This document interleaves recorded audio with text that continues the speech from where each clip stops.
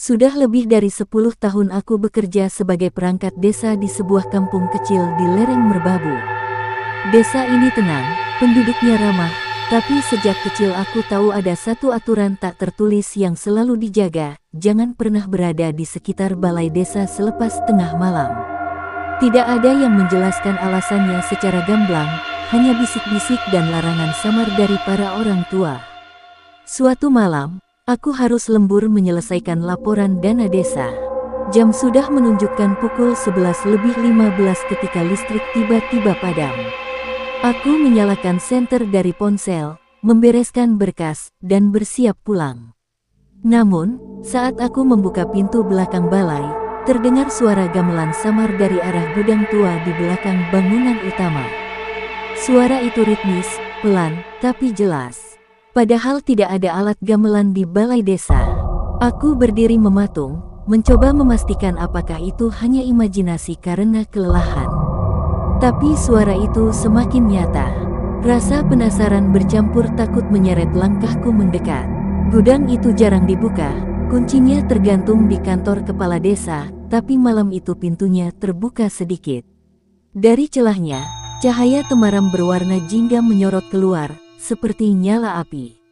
Aku mengintip. Di dalam ruangan sempit itu, ada 5 sosok berdiri melingkar, semuanya mengenakan jubah hitam lusuh. Di tengah lingkaran, terdapat kendi besar dan seekor ayam hitam yang tampaknya sudah disembelih. Salah satu dari mereka mengangkat kendi dan mengucapkan sesuatu dalam bahasa yang tak kupahami, gumaman lirih tapi membuat tengkukku merinding. Gamelan terus berbunyi meskipun tidak ada alat musik di sekitar mereka. Seketika aku teringat cerita Pak Sastro, mantan kepala desa yang pernah mengatakan bahwa dulu, tanah tempat balai desa berdiri adalah bekas padepokan tua. Konon, para leluhur di sana kerap melakukan sesaji untuk menjaga keseimbangan desa dari gangguan gaib. Tapi yang kulihat malam itu bukan sekadar ritual. Ada aura kelam yang menguar dari ruangan itu, udara di sekitarku menjadi dingin menusuk meski tidak ada angin. Saat aku hendak mundur perlahan, salah satu dari mereka tiba-tiba menoleh. Wajahnya tidak tampak jelas, tapi matanya tidak seperti mata manusia. Hitam legam, tanpa pantulan cahaya. Ia menatap lurus ke arahku. Tanpa berkata sepatah pun, ia melangkah keluar dari lingkaran dan berjalan menuju pintu gudang. Panik, aku berlari sekuat tenaga meninggalkan area balai, napasku tercekat dan lututku hampir tak sanggup menopang tubuh. Keesokan paginya, aku kembali ke balai dengan rasa ragu. Gudang itu terkunci seperti biasa, tidak ada tanda-tanda bekas api atau darah.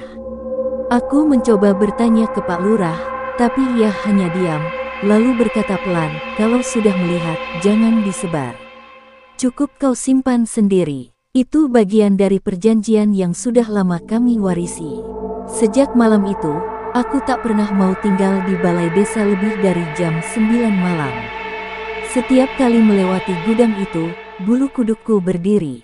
Dan entah kenapa, setiap malam Jumat Kliwon, samar-samar aku masih bisa mendengar gamelan tua yang berdentang dari balik dindingnya.